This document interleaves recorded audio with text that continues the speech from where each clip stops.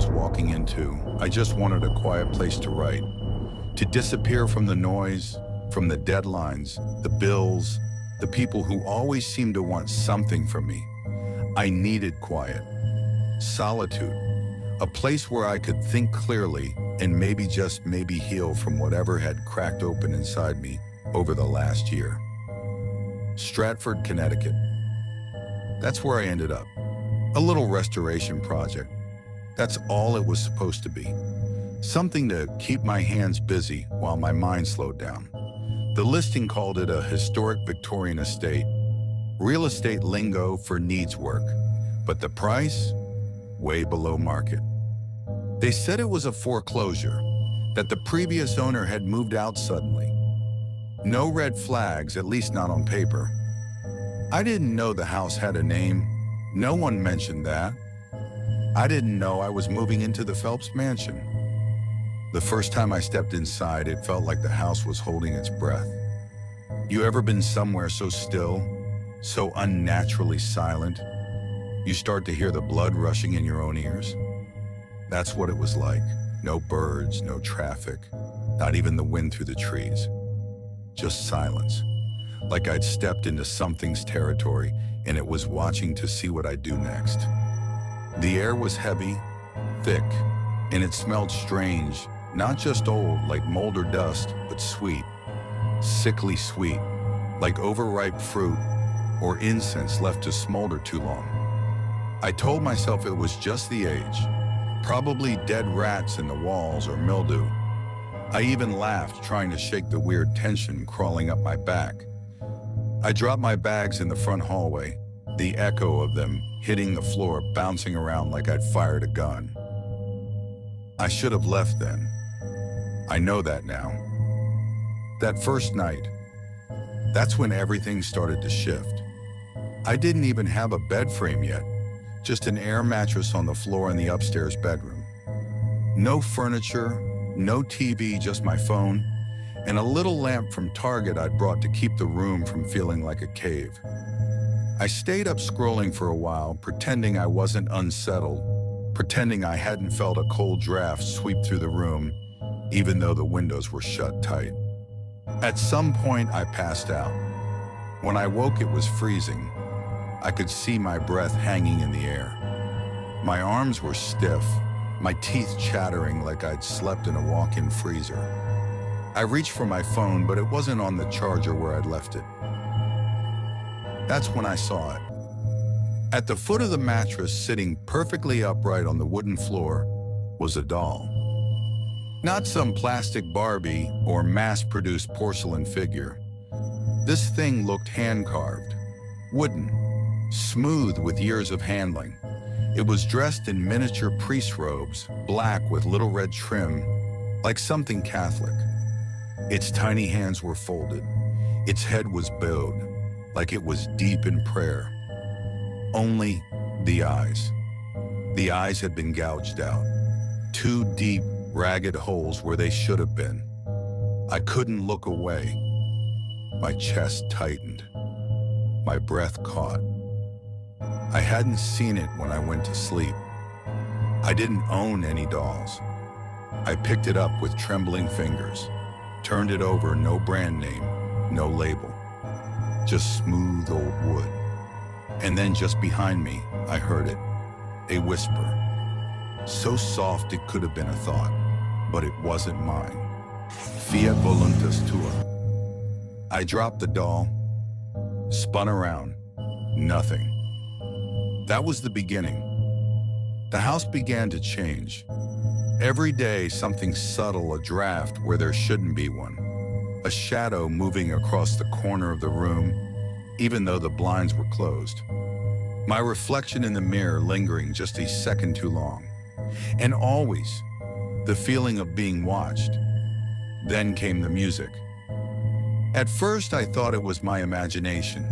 But every night, just past 3 a.m., I heard it faint, distant organ chords, like someone practicing a hymn from underwater. The notes drifted through the walls, just soft enough to make me question whether I was really hearing anything at all.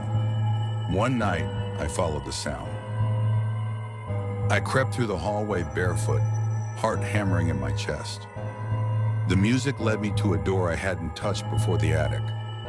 The old iron latch resisted at first, then gave with a groan so loud it made me wince. The hinges squealed as I pushed it open. Inside was a chapel.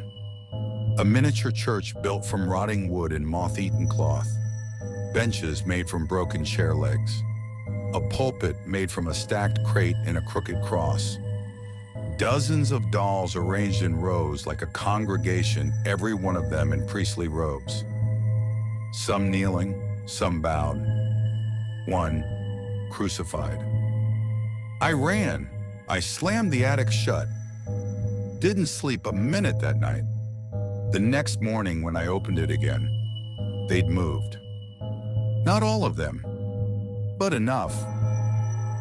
One was right at the threshold, arms extended like it wanted to embrace me or stop me from leaving. After that, I started praying, not out of faith, out of fear. I hadn't opened a Bible in years, but I held it close like a life vest in a storm. I kept Psalm 91 open on my nightstand. I slept with the lights on, and still the dreams came. Every night, flames, a ruined sanctuary, the pews splintered, the walls black with soot, screaming in a language I didn't understand, and always a man at the pulpit. His robe shredded, his hands lifted high like he was preaching. No eyes, just gaping sockets. And the same phrase, again and again. Fiat voluntas tua, thy will be done. I started finding things scratched into the house, words etched into the window panes, symbols burned into the wallpaper. The mirror above my dresser, it had one word carved into the glass so deep I couldn't scrub it out. Minister. I painted over it. Twice. Next morning it was back. Deeper, sharper. That's when I started digging. The Stratford Historical Society had a folder. Just one, tucked in the back, labeled Phelps House 1800s. Reverend Eliakim Phelps. A minister. He'd lived in that mansion, hosted seances with his family. Not in secret, openly.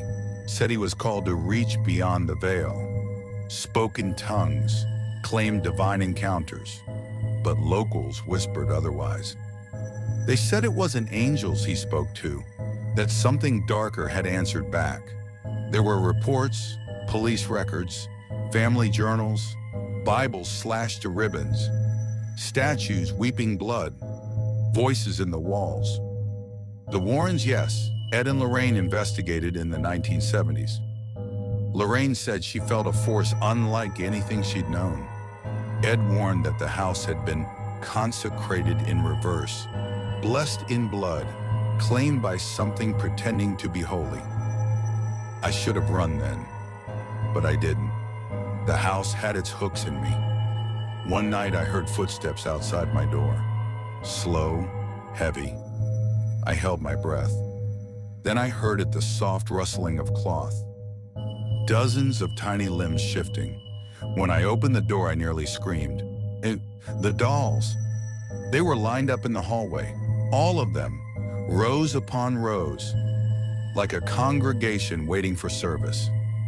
And at the end of the hall, he stood, the minister, from my dreams. His face was shadows, his robes ragged, hands lifted like he was welcoming me forward. He said just one thing. You opened the door. I collapsed. My legs stopped working. I felt cold grip my chest like a fist. From the floor, I heard chanting. The dolls were whispering, Fiat voluntas tua, Fiat voluntas tua. I don't remember how I got up. All I know is I ran. I left everything, the house, the clothes, even the Bible I had clung to. I've never gone back. Some places aren't haunted, some places are claimed.